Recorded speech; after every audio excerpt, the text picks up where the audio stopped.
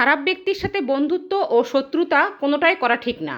কারণ কয়লা গরম হলে হাত পুড়িয়ে দেয়, আর ঠান্ডা হলে হাতে কালি লাগিয়ে দেয়। আসসালামু আলাইকুম। শাহিনার রান্নাঘর থেকে আমি শাহিনা বরাবরের মতো আরও একটি লং ভিডিও নিয়ে হাজির হলাম। আর আমার কিন্তু রান্না করতে ভালো লাগে, আর আপনাদের সাথে শেয়ার করতেও ভালো লাগে। আর আপনাদের সাথে শেয়ার করতে না পারলে মনে হয় যেন কি জানি করিনি। যাই হোক, আমি কিন্তু রান্না হরেক রকম করব, আর ঠিক এ কারণে আমি একদম সব কিছু রেডি করে নিয়েছি। চিকেন রেডি করে নিয়েছি, মাছ রেডি করে নিয়েছি, এখানে পেঁয়াজ আদা রসুন সব কিছু একদম রেডি করে নিয়েছি। তো এখানে আমি আসলে কড়াইয়ের মধ্যে পরিমাণ মতো পেঁয়াজ দিয়ে খুব ভালো করে ভেজে নেব, আর একটা মশলার পেস্ট বানিয়ে নিলাম। আর মাছগুলো আমি হালকা করে ভেজে নিয়েছি। এগুলো আসলে রুই মাছ ছিল নদীর, আর মাছটা খেতেও ভালো ছিল। মোটামুটি 3.5 কেজির মতো মাছটা ছিল। ওই যে বললাম, মাছটা কিন্তু খেতে দারুণ ছিল। তো আমি পেঁয়াজগুলো ভাজা হওয়ার পর একদম মশলার পেস্টটা দিয়ে খুব ভালো করে কষিয়ে নেব। আর এই সময় আসলে এত ধোয়া ওঠে, আসলে রান্না করা ভিডিও করা সত্যি একটু কষ্টকর হয়ে যায়। তো যাই হোক, আমি একদম খুব সুন্দর করে মশলাগুলো কষিয়ে নেব, একদম উপর থেকে তেল ভেসে না ওঠা পর্যন্ত। প্রত্যেকটা ভিডিওতে একটা কথা বলি, রান্না হচ্ছে ধৈর্য আর আর্ট। আপনি সময় নিয়ে যে কোনো রান্না করবেন, রান্নার টেস্ট দ্বিগুণ বাড়িয়ে যাবে। আর আমার তো রান্না করতে আলহামদুলিল্লাহ মাশাল্লাহ অনেক বেশি ভালো লাগে। রান্না করতেও ভালো লাগে, আর মানুষকে খাওয়াতেও ভালো লাগে। যাই, আপনাদের সাথে গল্প করতে করতে আমার কিন্তু মশলা কষা হয়ে গেছে।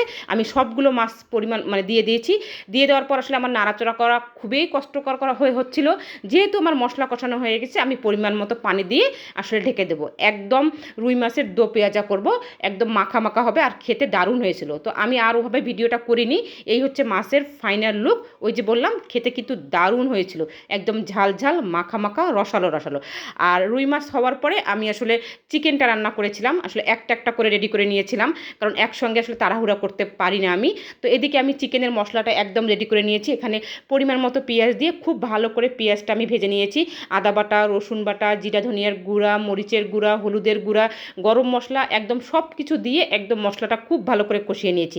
একদম উপর থেকে তেল ভাসা পর্যন্ত আমি আসলে অপেক্ষা করতেছিলাম। তো দেখলাম যে মোটামুটি উপর থেকে আমার তেল আসলে ভেসে উঠেছে, তার মানে আমার মশলা কষা হয়ে গেছে। এবার আমি চিকেনটা দিয়ে দেবো। এখানেও আসলে মোটামুটি চিকেন অনেকগুলোই ছিল, 3.5 কেজির মতো চিকেন আপনাদের ভাইয়া নিয়ে এসেছে। তো আমি অল্প পরিমাণে রেখে মোটামুটি 2.5 কেজির মতো আসলে চিকেনটা দিয়ে দিয়েছিলাম। ঘরে আসলে মেহমান ছিল, আর মেহমানের জন্যই আসলে আমি রান্না করেছিলাম। চিকেনটা খুব ভালো করে আমি কষিয়ে নিয়ে রান্না করব। আর আমি সবসময় চিকেন খুব ভালো করে কষিয়ে রান্না করি, কখনোই চিকেনে আসলে এক্সট্রা পানি ব্যবহার করি না। একদম তেলের উপরেই চিকেনটা সবসময় রান্না করি। তো চিকেনের ফুল ভিডিওটা আসলেভাবে করা হয়নি, তবে আমার পেজে কিন্তু চিকেনের অনেকবারের ফুল ভিডিও দেওয়া আছে, আপনারা আমার পেজটা ভিজিট করতে পারেন। আর রান্না করতে ধরলে আসলে এরকম ধোয়া উঠলে আসলে ভিডিও করার সমস্যা হয়ে যায়। তো যাই হোক, আর ভিডিও করে নিই। এই আমার আজকের ভিডিও যদি ভালো লাগে please please please like comment share করবেন। শুভ দুপুর, আল্লাহ হাফেজ।